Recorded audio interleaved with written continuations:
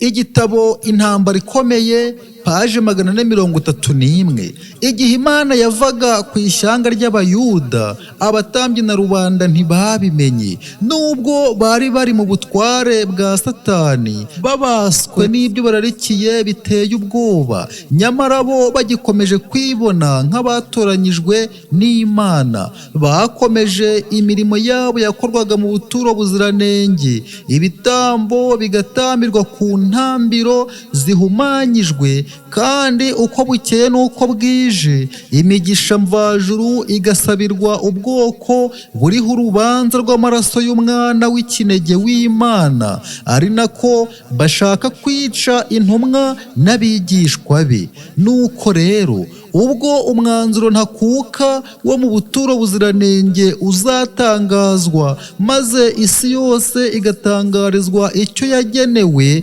bidasubirwaho, abatuye isi ntibazabimenya. Amadini azakomeza kubabwamo n'abantu bamaze gukurwaho mwuka w'Imana, kandi umuhati wa Satani, uwo umutware w'abadayimoni azabashyiramo kugira ngo basohoze imigambi ye y'ubuhendanyi, uzakomeza gukoreshwa nk'aho bakorera Imana.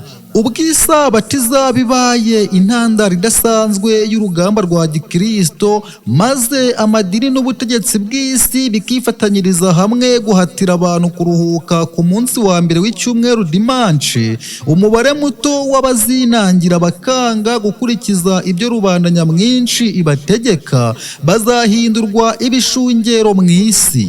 Hazategekwa ko izo nkehwe zihangara kurwanya itegeko ryashyizweho n'itorero na leta, zidakwiriye kwihanganirwa, ko ahubwo ibyarushaho kuba byiza ari uko bababazwa kuruta ko isi yose ijya mu rujijo no kudakomeza amategeko. Mu myaka isaga 2000 ishize, ikirego nk'icyo cyashyizwe kuri Kristo ashinjwa n'abatware ba rubanda. Kayafa aravuga ati, mbese ntimutekereza ko ari byiza ku bwacu ko umuntu umwe yapfira abantu kuruta ko ubwoko bwose bwarimbuka?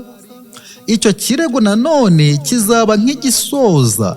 Iteka rizacirwa abaziririza Isabato y'itegeko rya 4, rihamya ko bakwiriye igihano kirusha ibindi kuba kibi, maze bagaha abaturage uburenganzira ko nyuma y'igihe runaka bazabica.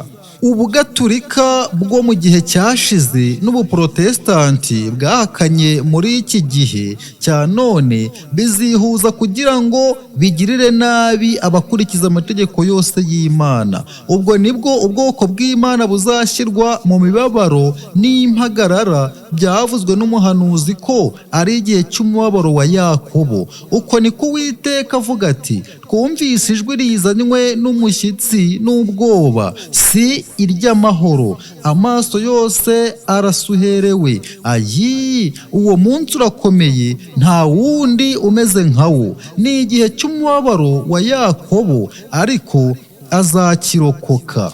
Ijoro Yakobo yagiriyemo ishavu ubwo yagundaguranaga kandi asenga Imana ngo imukize amaboko ya Esawu, rigereranya uko abantu b'Imana bazaba bameze mu gihe cy'amakuba aheruka. Kubera ubuhendanyi yagize kugira ngo yibonere imigisha ya se yari yaragenewe Esawu, Yakobo yarahunze ngo akize amagara ye, atewe impungenge n'uko yakwicwa na mwene se. Nyuma y'imyaka myinshi yamaze mu buhungiro ku itegeko ry'Imana, yaratahutse aherekejwe n'abagore be, abana be, amashyo n'imikumbi, abashumba, abagaragu n'abaja, agaruka mu gihugu cyabo cya kavukire. Ageze ku rugabano rw'igihugu cyabo, Yakobo yatewe ubwoba nuko Esawu yiteguye kuza kumusanganira ari kumwe n'ingabo zitwaje intwaro. Yakobo akeka ko Esawu aje kwihorera.